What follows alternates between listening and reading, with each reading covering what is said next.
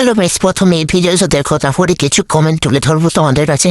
দাদু, প্রবাসীদের জীবন নিয়ে কিছু কথা বলো। ওকা বিদেশে হয়তো অনেক টাকা ইনকাম করা যায়, কিন্তু কোনোদিন শান্তিতে থাকা যায় না। সকালে শুরু হয় কাজ দিয়ে, আর রাত কেটে যায় অন্ধকারে ঘরে একা চিত্তে। পরিবারের মুখে হাসি ফোটাতে গিয়ে নিজের মুখের হাসিটাই হারিয়ে যায়। তাই প্রবাসীরা জানে পরিবারকে ছেড়ে প্রবাসে থাকা কতটা যন্ত্রণাদায়ক। ছেলেদের সুখ শান্তি প্রকৃতির ওজনের সাথে ওঠানামা করে। বাস্তব জীবনে এটাই সত্য।